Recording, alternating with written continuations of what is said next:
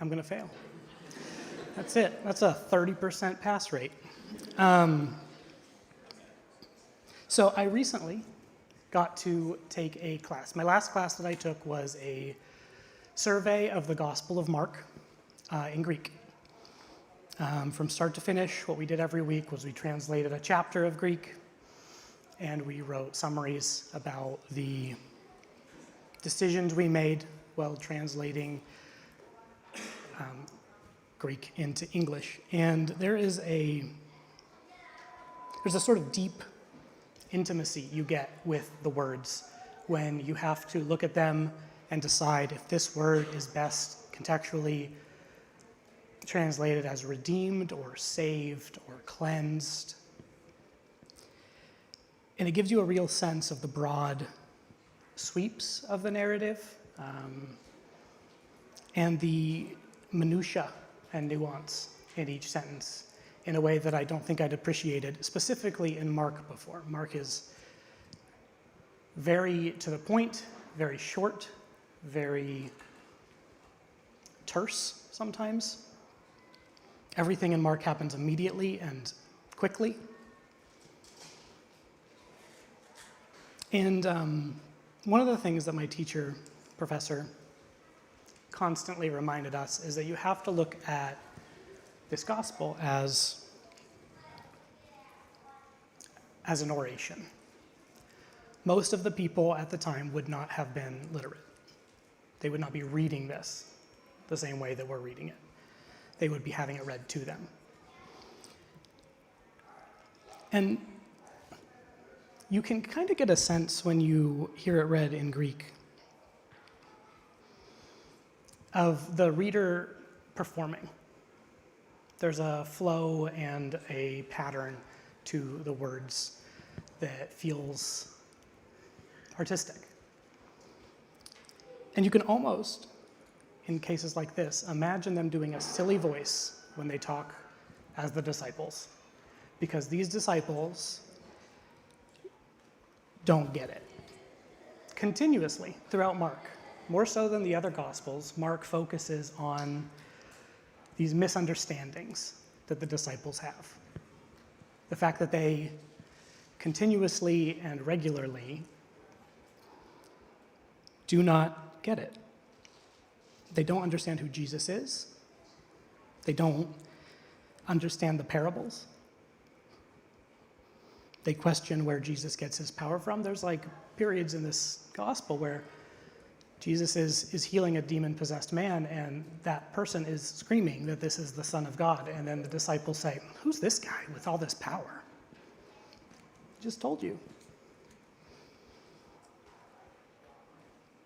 And here, when we have Jesus approaching Jerusalem for the last time in his pre-resurrection life,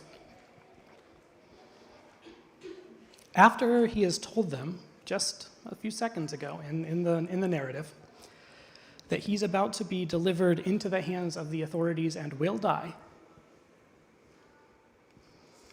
you have the disciples thinking there's about to be a lot of glory to be had. They seem to almost think that Jesus is about to march into that temple and act the way they always thought maybe a Messiah would. You know, this time, we're going to go in there, we're going to kick Rome to the curb, we're going to restore Israel, we're going to lead our people into a golden age. And Jesus is going to be at the head of that. And they ask, when you're in charge, can we be right there with you? Can we be sitting on your right and your left in the places of honor? And it's really easy, I think, to stop there and to kind of look at this and think, oh, those silly disciples. They don't get it. Good thing we do. And move on. The lesson here being that Jesus is not what they were expecting, and they don't get it. Subversion of expectations. And yeah, There's that in there. But not only is that what's happening, but Jesus is redefining what it means to be great.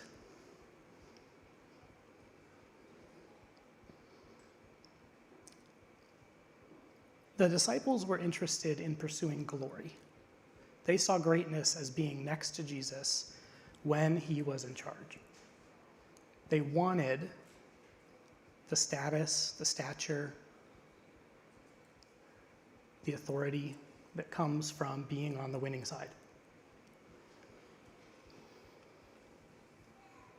And the implication here, and aligns with our understanding of humanity, is that greatness is defined in the secular, Gentile,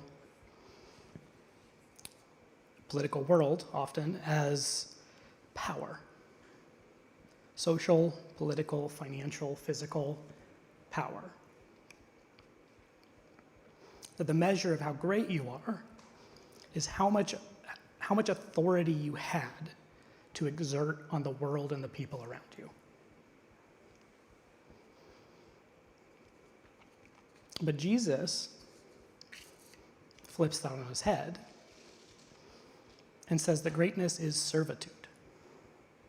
Greatness, the greatest you can be, is a slave to all.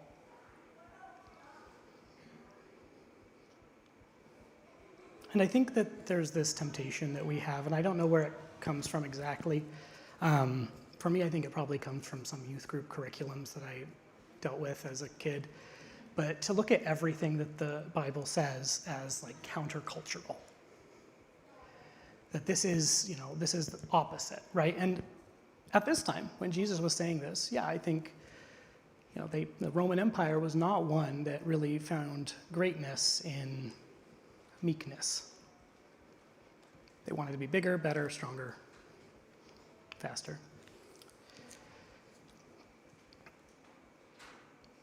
But I think that sometimes we have to remember how much of our culture that we currently live in has been shaped and molded by Christian ideals.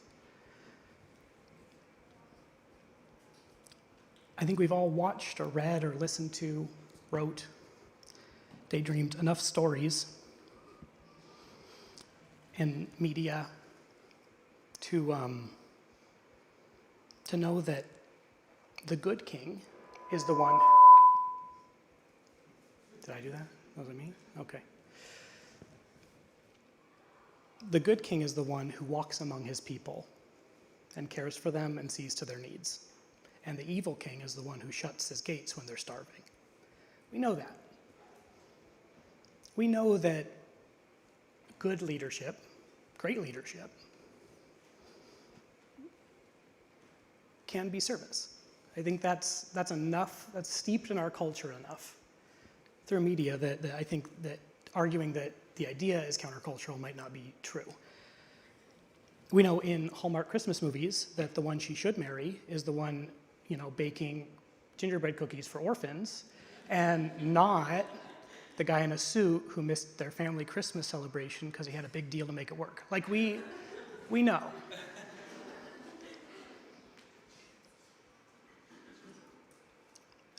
Like, there's that scene in the Hunger Games where Katniss, I can't believe I'm using the Hunger Games to talk about the nuance of power, but there's a scene in the Hunger Games where Katniss is taking care of people who are wounded and soldiers, and of course they're filming it for propaganda, but that's not the point. And it's juxtaposed with the villainous President Snow living in a palace and commanding more people to go fight and living off the wealth of these abused and exploited districts, right? We know that goodness does not look like being a tyrant. It is better to serve than to demand service. Our culture knows that. At least skin deep, it knows that. But this is deeper than that, I think, what Jesus is saying here. Jesus is saying that the mark of greatness, the mark of someone who follows his example, is a lifelong praxis of aligning oneself with those outside of society, with those that are forgotten. That greatness is suffering.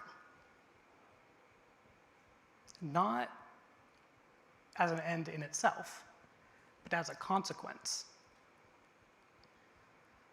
of caring for those that need it.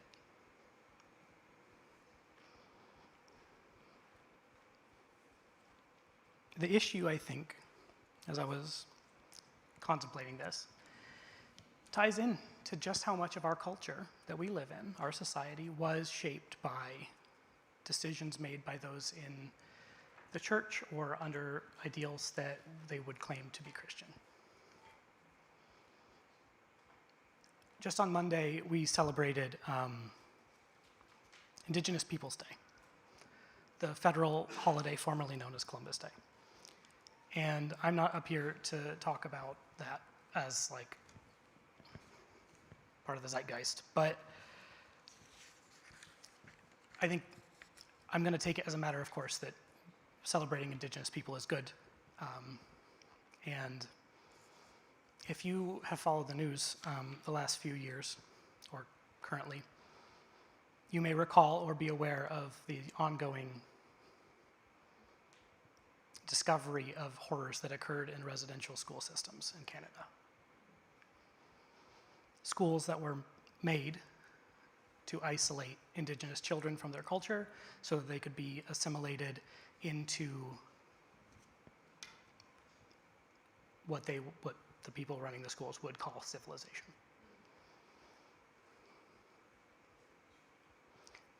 Because of these schools, whole languages have been lost, whole cultures forgotten, and they were not gentle, and they were not kind, and they were administered by churches.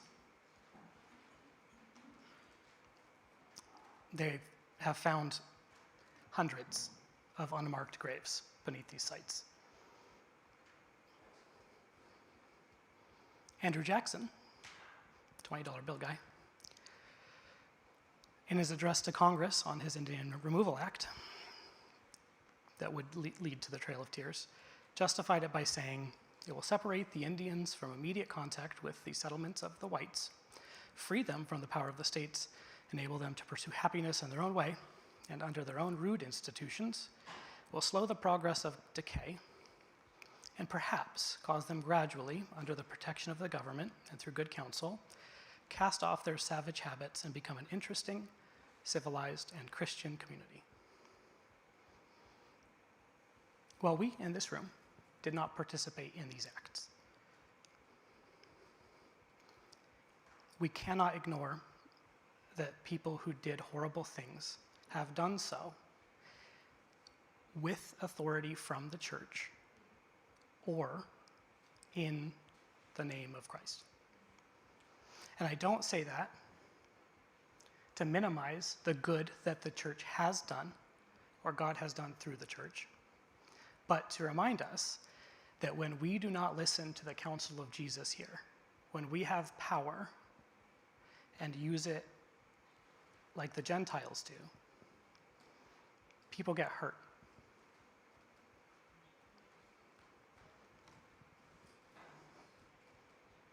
You don't have to look far to see this in institutional contexts or individual contexts. I would bet most of the people in this room have been hurt by someone in a church. And probably a person in authority.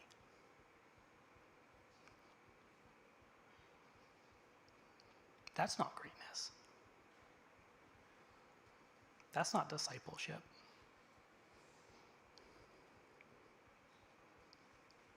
When we do not use what power and authority has been granted to us by God as servants, we can hurt people.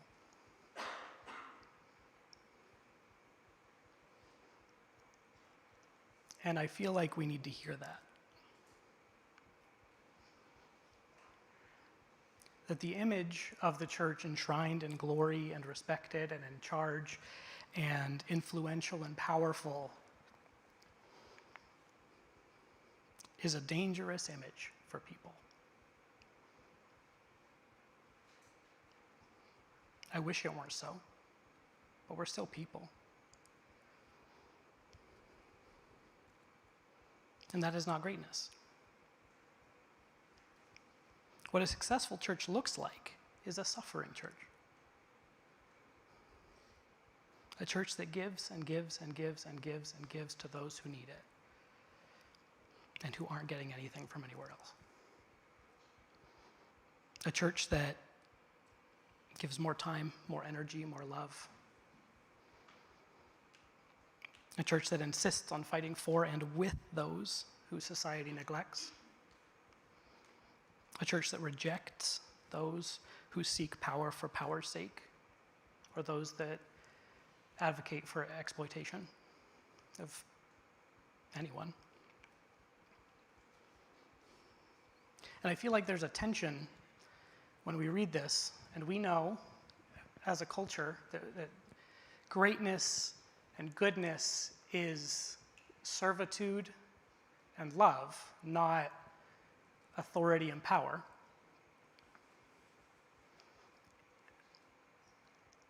And knowing that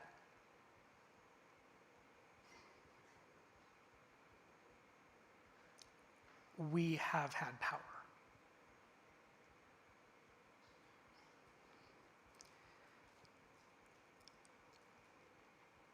How do you do that? How do we align ourselves with the outsiders in society when we have had a hand, maybe not personally, but as an institution, in the marginalization of them? I don't know. They don't make you have answers before they let you talk. It seems impossible sometimes what Jesus asks us to do.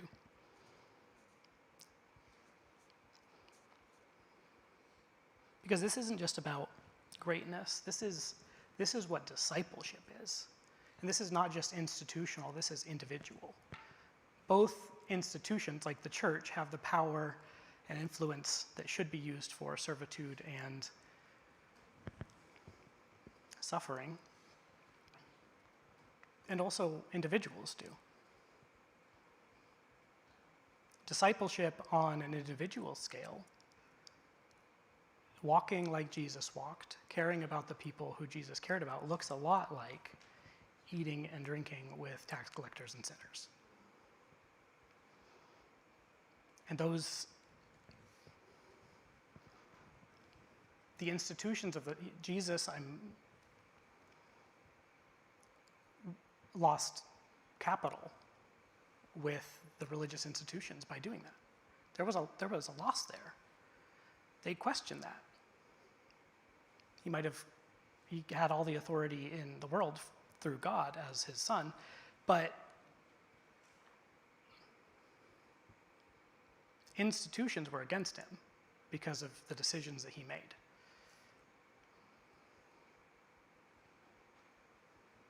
So sometimes what Jesus asks us to do is care about people even when it is unpopular to do so.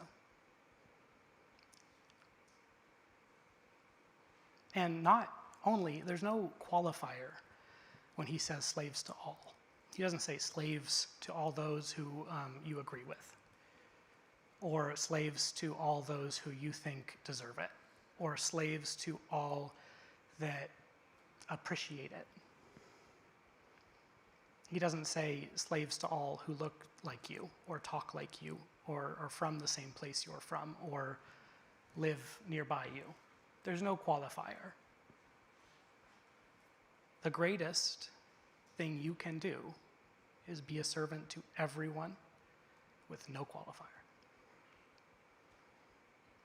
Like Jesus did. When these disciples were asking, can we be at your left and right? They weren't asking, can we please be crucified next to you?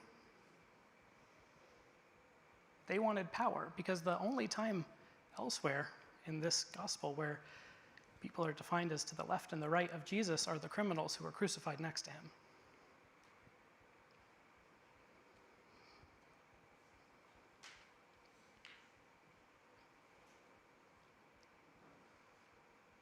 But we have to try. Even though it seems hard, even though it seems impossible, even though we might have made it harder for ourselves to do. Discipleship is caring about people who need cared about. Full stop. Being a servant of everyone.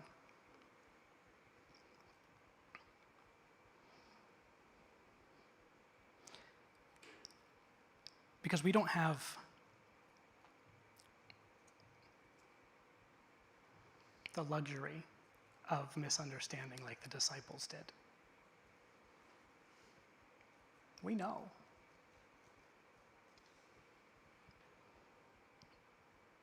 When we find ourselves aligning with the interests of those who seek power for the sake of power, rather than with those who have no power, we must realign. And we can do that. Like that, we can do it. There are ways to do so. This is not, it seems impossible to do right now because there are plenty of marginalized people that have deep hurts from the church. And that's what makes it difficult for us, but not impossible.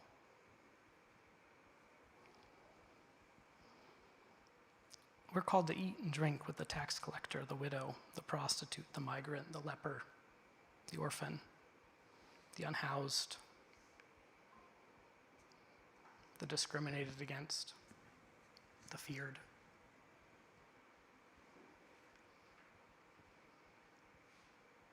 And success in that isn't measured by Jesus in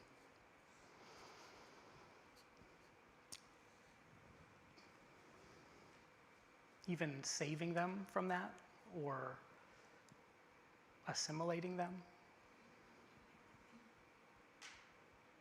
But success is measured in the doing of it, in the act of trying, in the act of being with people who need us.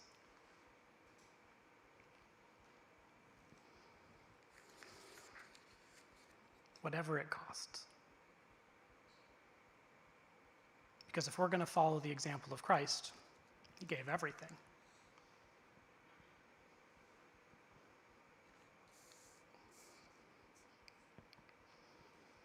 For even the Son of Man came not to serve, but to serve, and to give his life as a ransom for many.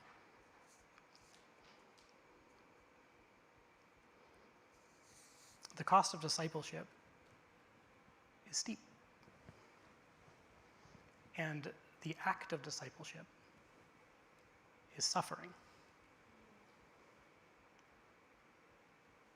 But by the grace of God, we've been given the Holy Spirit. We've been given each other. We've been given communities and friends. We've been given grace. We have so much to give.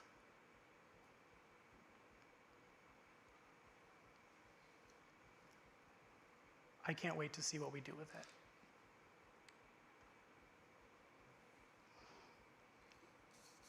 Please pray with me.